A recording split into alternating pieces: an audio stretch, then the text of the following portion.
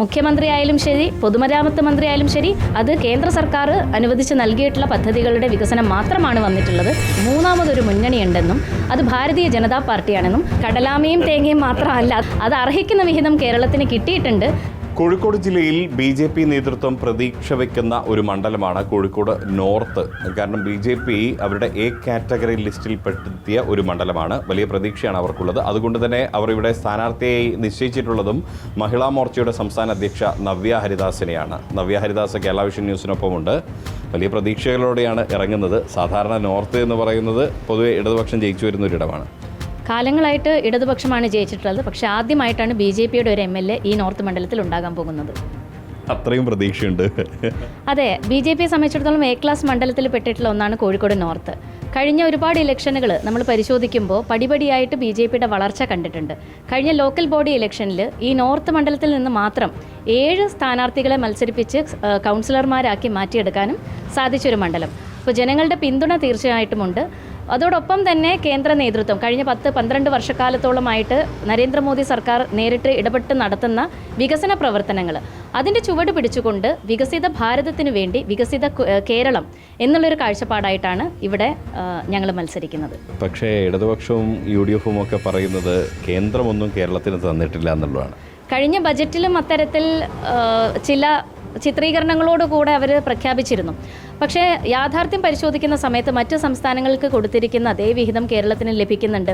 ഇന്ന് കേരളം എടുത്തു കാണിക്കുന്ന വികസനങ്ങൾ പലയിടങ്ങളിലും മുഖ്യമന്ത്രി ശ്രീ പിണറായി വിജയൻ്റെ പോസ്റ്ററുകൾ, വലിയ ഹോർഡിങ്സുകൾ നമ്മൾ കാണുന്നുണ്ട്. എല്ലാവർക്കും സുരക്ഷിതമായിട്ടുള്ള ഭവനം അത് നൽകാൻ മറ്റാരുണ്ട് എന്നുള്ളതാണ് ചോദ്യം. അത് നൽകിയത് ഭാരതീയ ജനതാ പാർട്ടിയാണ്, NDA ആണ്. ഇവിടെ എല്ലാവർക്കും കുടിവെള്ളം എത്തിക്കാൻ മറ്റാരുണ്ട് എന്നുള്ളതാണ്. അവിടെയും നൽകിയത് BJP തന്നെയാണ്.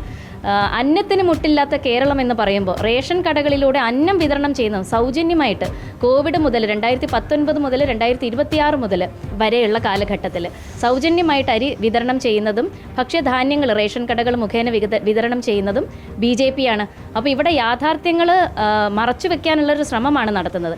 വികസന പ്രവർത്തനം എന്ന് പറയുമ്പോൾ നാഷണൽ ഹൈവേയുടെ വികസനം, അത് മുഖ്യമന്ത്രിയായാലും ശരി, പൊതുമരാമത്ത് മന്ത്രിയായാലും ശരി, ഉദ്ഘാടന മാമാങ്കങ്ങൾ നടത്തിക്കൊണ്ട് മുൻപോട്ട് പോകുന്നത് കണ്ടിട്ടുണ്ട്. അതും ചെയ്തതാരാണ്? BJP ആണ്. അപ്പോൾ വികസനം കേരളത്തിൽ വന്നിട്ടുണ്ട്. ആ വികസനം വന്നിട്ടുണ്ടെങ്കിൽ അത് കേന്ദ്ര സർക്കാർ അനുവദിച്ച് നൽകിയിട്ടുള്ള പദ്ധതികളുടെ വികസനം മാത്രമാണ് വന്നിട്ടുള്ളത്. അത് ജനങ്ങൾ ഇന്ന് തിരിച്ചറിയാൻ തുടങ്ങിയിട്ടുണ്ട്. മുൻപത്തെ പോലെ പ്രബുദ്ധരായിട്ടുള്ള ജനത ഒരുപാട് കാലമൊന്നും പറ്റിച്ചുകൊണ്ട് മാറ്റി നിർത്താൻ സാധിക്കില്ല. അതുകൊണ്ട് യാഥാർത്ഥ്യം തിരിച്ചറിഞ്ഞിട്ടുണ്ട്. ആ തിരിച്ചറിവ് തീർച്ചയായിട്ടും BJPക്ക് വോട്ടായിട്ട് മാറും. അല്ലാതെ കടലാമയും തേങ്ങയും മാത്രമല്ല. കടലാമയും തേങ്ങയും മാത്രമല്ല, അത് വാക്കുകൾ അവർ ഉപയോഗിച്ച അതേ വാക്കുകൾ ഞാൻ ഉപയോഗിക്കേണ്ടെന്ന് കരുതിയിട്ടാണ്. അത് അർഹിക്കുന്ന വിഹിതം കേരളത്തിന് കിട്ടിയിട്ടുണ്ട്, ഇതുവരെയും കിട്ടിയിട്ടുണ്ട്. ഇനി കഴിഞ്ഞ 12 വർഷക്കാലമായിട്ട് നമ്മുടെ കേരളത്തിലും വമ്പിച്ച മാറ്റങ്ങൾ വരുത്തിയിട്ടുണ്ട്. ആരോഗ്യമേഖല നമ്മളെടുത്ത് നോക്കുമ്പോൾ കോഴിക്കോട് മെഡിക്കൽ കോളേജ്, ബീച്ച് ആശുപത്രി തുടങ്ങിയിട്ടുള്ളവയ്ക്ക്, വിദ്യാഭ്യാസ മേഖല എടുത്ത് നോക്കുമ്പോൾ PM ശ്രീ പദ്ധതിയിലൂടെ, കാർഷിക മേഖല എടുത്ത് നോക്കുമ്പോൾ കിസാൻ സമ്മാൻ നിധിയിലൂടെയും ഫസൽ ഭീമ യോജനയിലൂടെയും ഇവിടെ കേരളത്തിന് അനിവാര്യമായിട്ടുള്ള കാര്യങ്ങളെല്ലാം എല്ലാ തലത്തിൽപ്പെട്ടിട്ടുള്ള ആളുകൾക്കും വികസനം എത്തിക്കാൻ ഞങ്ങൾക്ക് സാധിച്ചിട്ടുണ്ട് എന്ന് ഏറ്റവും അഭിമാനത്തോടെ ഞങ്ങൾക്ക് പറയാൻ സാധിക്കും. സ്ഥാനാർത്ഥിയായിട്ടുള്ള നവ്യയോടല്ലാതെ മഹിളാ മോർച്ചയുടെ സംസ്ഥാന അധ്യക്ഷയായ നവ്യയോട് ഒരു ചോദ്യം ചോദിക്കാനുള്ളത്, BJP ഇത്തവണ കേരളത്തിൽ എത്ര സീറ്റുകളാണ് പ്രതീക്ഷിക്കുന്നത്? കോഴിക്കോട് പറഞ്ഞു, അതിനപ്പുറത്തേക്ക് നേമം പോലുള്ള അല്ലെങ്കിൽ മഞ്ചേശ്വരം പോലുള്ള സീറ്റുകൾക്കപ്പുറം എന്തെങ്കിലും കൂടുതൽ കിട്ടുമോ? അത് ആ ഒരു സാധ്യത എന്താണ്? സാധാരണ ജനങ്ങൾ ചിന്തിക്കാറ് ഇരു മുന്നണികളെക്കുറിച്ചുള്ള ചർച്ചയാണ് ഉണ്ടാവാറ്, LDF അല്ലെങ്കിൽ UDF. കഴിഞ്ഞ ലോക്കൽ ബോഡി ഇലക്ഷനോടുകൂടെ മൂന്നാമതൊരു മുന്നണിയുണ്ടെന്നും അത് ഭാരതീയ ജനതാ പാർട്ടിയാണെന്നും ഒരു കോർപ്പറേഷനിൽ നിന്ന് മേയറേയും ഡെപ്യൂട്ടി മേയറേയും വാർത്തെടുക്കാൻ സാധിക്കുന്ന ഒരു ശക്തിയാണെന്നും ജനങ്ങൾക്ക് ബോധ്യപ്പെട്ടിട്ടുണ്ട്. അതിൻ്റെ അടിസ്ഥാനത്തിലാണ് ഇന്ന് ഒരറ്റത്ത് നിന്ന് ഞങ്ങൾ ആരംഭിച്ചിട്ടുള്ളത്. ഇത് അറ്റത്ത് നിന്ന് ആരംഭിച്ചിട്ടുണ്ടെങ്കിൽ അങ്ങ് കാസർഗോഡ്, മഞ്ചേശ്വരം വരെയുള്ള ഭാഗങ്ങളിൽ തീർച്ചയായിട്ടും അടുത്ത ഇലക്ഷനിൽ അത് പടരും. നിരവധി സീറ്റുകൾ ഇത്തവണ BJPക്ക് കരസ്ഥമാക്കാൻ സാധിക്കും. അത് എടുത്തു ഭരിക്കുമോ എന്നുള്ള ചോദ്യം രണ്ടാമത്. ഞങ്ങൾ ഒരൊറ്റയടിക്ക് എല്ലാം മാറ്റിമറിച്ചുകൊണ്ട് അധികാരത്തിൽ കയറിയവരല്ല. പടിപടിയായിട്ടുള്ള ഉയർച്ചയാണ് BJPക്ക് ഉണ്ടായിട്ടുള്ളത്. കോർപ്പറേഷനിലും അതെ, 7 കൗൺസിലർമാരുണ്ടായിരുന്നത് ഇരട്ടിയോളമാക്കി 13 ഉയർത്തി. അതുകൊണ്ട് 0 നിന്നാണ് ഞങ്ങൾ തുടങ്ങുന്നത്. ആ 0 നിന്നുള്ള തുടക്കം ഒറ്റയടിക്ക് ഭരിക്കും എന്നൊന്നും ഞങ്ങൾ ബോസ്റ്റ് ചെയ്യാൻ ആഗ്രഹിക്കില്ല. പക്ഷേ നിശ്ചിതമായിട്ടും ഒരു കൃത്യം അളവിലുള്ള MLA-മാർ ഒരു മുഖ്യ പ്രതിപക്ഷമായിട്ട് ഞങ്ങൾക്ക് വാർത്തെടുക്കാൻ തീർച്ചയായിട്ടും സാധിക്കും.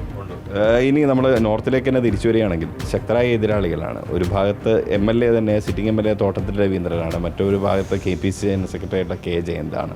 എതിരാളികൾ എങ്ങനെയാണെന്ന് ശക്തരായ എതിരാളികളെന്ന് പറയാൻ സാധിക്കുമോ എന്ന് എനിക്കറിയില്ല. സിറ്റിംഗ് MLA ആണ് മത്സരിക്കുന്നത്. കഴിഞ്ഞ 5 വർഷത്തെ അദ്ദേഹത്തിൻ്റെ പ്രവർത്തനങ്ങൾ എടുത്തു നോക്കുന്ന സമയത്ത് പൊതുജനങ്ങളുടെ ഭാഗത്ത് നിന്നും വലിയ തോതിലുള്ള വിമർശനങ്ങൾക്ക് വഴിയൊരുക്കി കൊടുത്തിട്ടുള്ള ഒരു 5 വർഷമാണ് ഉള്ളത്. കനോലി കനാൽ അവിടെ ജലഗതാഗതം കൊണ്ടുവരുമെന്നും ശുദ്ധീകരിച്ചുകൊണ്ട് വീതി കൂട്ടിക്കൊണ്ടുള്ളൊരു വികസന പ്രവർത്തനം കൊണ്ടുവരുമെന്നൊരു കാര്യം അദ്ദേഹം സൂചിപ്പിച്ചിരുന്നു. പക്ഷേ കനോലി കനാൽ നിരവധി ഹോസ്പിറ്റലുകളുടെ മാലിന്യം പേറിക്കൊണ്ട് ദുർഗന്ധം വമിക്കുന്ന രീതിയിൽ ഇന്നും നമ്മുടെ നഗരമധ്യത്തിലൂടെ ഒഴുകിക്കൊണ്ടിരിക്കുകയാണ്. കാരപ്പറമ്പ് റോഡിൻ്റെ ആ ജംഗ്ഷൻ്റെ വികസനം, ട്രാഫിക് കുരുക്കുകൾ ഒഴിവാക്കുന്നതിന് വേണ്ടി ഒരു പടി പോലും അദ്ദേഹത്തിന് മുൻപോട്ട് പോകാൻ സാധിച്ചിട്ടില്ല. സാധാരണക്കാരൊന്ന് ടൗണിലേക്ക് ഇറങ്ങിയാൽ നമ്മൾ ഏറ്റവും കൂടുതൽ വിഷമിക്കുന്നത് പാർക്കിങ്ങിനാണ്. ആ പാർക്കിങ്ങിന് വേണ്ടി കഴിഞ്ഞ 5 വർഷക്കാലം, കഴിഞ്ഞ ഒരുപാട് വർഷക്കാലമുണ്ട്, കഴിഞ്ഞ 5 വർഷക്കാലം എന്ന് എടുത്തു പറയുന്നത് അദ്ദേഹം തന്നെ വീണ്ടും മത്സരിക്കുന്നത് കൊണ്ടാണ്. ആ പാർക്കിങ്ങിനും പൊതുജനങ്ങൾക്കൊരു സൗകര്യം ഒരുക്കി കൊടുക്കാൻ സാധിച്ചിട്ടില്ല.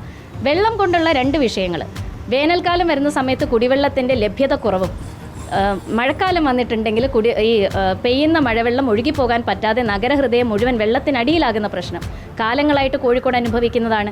അതിനെന്ത് മാറ്റം കൊണ്ടുവരാൻ അദ്ദേഹത്തിന് സാധിച്ചു?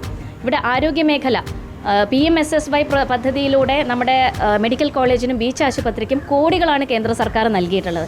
എന്നാലും ആശുപത്രികളിൽ കത്രികകൾ മറന്നു വയ്ക്കുന്നതും ആശുപത്രികളിൽ വേതനത്തിന് വേണ്ടി ഡോക്ടർമാരും നഴ്സുമാരും സമരം ചെയ്യുന്നതും ഉപകരണങ്ങളില്ലാതെ ശസ്ത്രക്രിയകൾ മുടങ്ങിപ്പോകുന്നതും ഒക്കെ ഇന്ന് നമ്മൾ നിരന്തരം കാണുകയാണ്.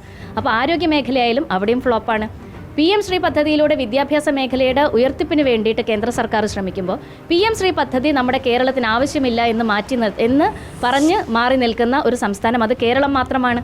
ഇവിടെയൊക്കെ തീർച്ചയായിട്ടും ഞങ്ങൾക്ക് പൊതുജനങ്ങളോട് പറയാനുള്ളത്, നമുക്ക് ഇവിടെ ഫണ്ടിൻ്റെ ലഭ്യത കുറവുണ്ടെങ്കിൽ തീർച്ചയായിട്ടും കേന്ദ്ര നേതൃത്വം അത് നൽകാൻ തയ്യാറാണ്. ആ തയ്യാറായിട്ടുള്ള ആ തുക എടുത്ത് വിനിയോഗിച്ച സാധാരണക്കാർക്കായിട്ട് ഉപയോഗിക്കുന്ന തരത്തിലുള്ള പ്രവർത്തനങ്ങൾ ഞങ്ങളുടെ ഭാഗത്ത് നിന്നും തീർച്ചയായിട്ടും ഉണ്ടാകും എന്നൊരു ഉറപ്പ് പൊതുജനങ്ങൾക്ക് കൊടുക്കാൻ ഞങ്ങൾക്ക് സാധിക്കും. ജയിക്കും, തീർച്ചയായിട്ടും ജയിക്കും. എന്തായാലും മെയ് 4 കാണുമ്പോൾ ഈ പുഞ്ചിരി മുഖത്ത് എപ്പോഴും ഉണ്ടാവട്ടെ എന്ന് ആശംസിക്കുകയാണ്. നവ്യ ഹരിദാസാണ്, വലിയ പ്രതീക്ഷയാണ് അവർ പങ്കുവയ്ക്കുന്നത്. BJP കോഴിക്കോട് ജയിക്കുന്ന സീറ്റുകളൊന്ന് നോർത്തായിരിക്കുമെന്ന പ്രതീക്ഷ അവർ പങ്കുവയ്ക്കുന്നു. ക്യാമറ പേഴ്സൺ റിഷാദ് ടെക്കിക്കൊപ്പം Riyas KMR, Kerala vision news, Kozhikode.